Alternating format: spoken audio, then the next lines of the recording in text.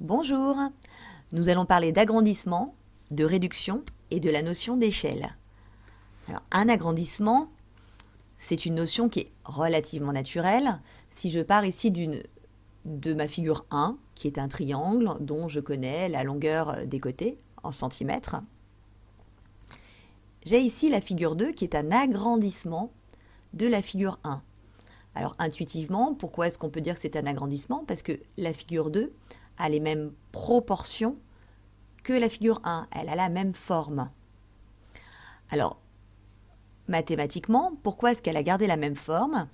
C'est parce que quand j'ai obtenu la longueur des côtés de la figure 2, je l'ai fait en multipliant tous les côtés de la figure 1, plus exactement la longueur des côtés de la figure 1, par un même nombre. Autrement dit, la longueur des côtés de la figure 2 est proportionnelle à la longueur des côtés de la figure 1. Donc ici, j'ai mon tableau de proportionnalité. Sur la première ligne, j'ai 3, 4 et 5 cm, qui sont la longueur des côtés de la figure 1. Sur la deuxième ligne, 4,5, 6 et 7,5 cm, qui sont la longueur des côtés de la figure 2.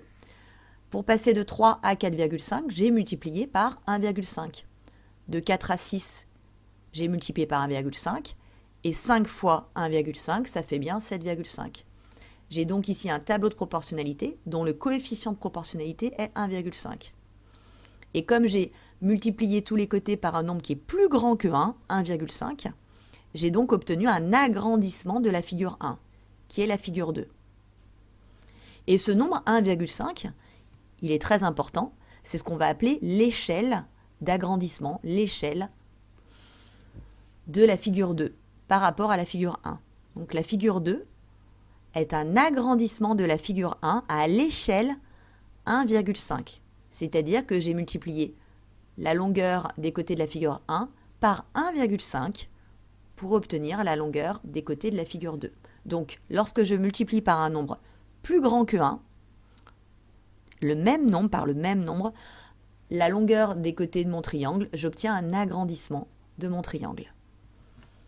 Alors de la même façon pour une réduction, je pars également d'un triangle qui est ma figure 1 et je vais obtenir ma figure 2 qui cette fois-ci est une réduction de la figure 1. Alors de la même façon, intuitivement, je le repère bien parce que la figure 2 a les mêmes proportions que la figure 1. C'est le même triangle en plus petit. Alors comment est-ce que j'ai obtenu les dimensions de ma figure 2?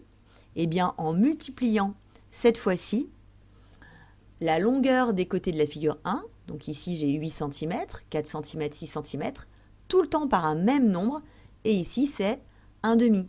1,5, c'est la même chose que 0,5. Donc 8 fois 1,5, ça me fait 4, 4 fois 1,5, 2, et 6 fois 1,5, 3. Et ainsi, je vais pouvoir dire, comme tout à l'heure, que la figure 2 est une réduction de la figure 1, mais cette fois-ci à l'échelle 1,5. Alors une chose qu'on va devoir retenir, c'est que lorsqu'on fait un agrandissement, l'échelle est plus grande que 1, et lorsque l'on fait une réduction, l'échelle est plus petite que 1. Et ici, dans mon tableau de proportionnalité, l'échelle est un coefficient de proportionnalité. Voilà, j'espère que vous avez compris. N'hésitez pas à vous repasser la vidéo. Au revoir!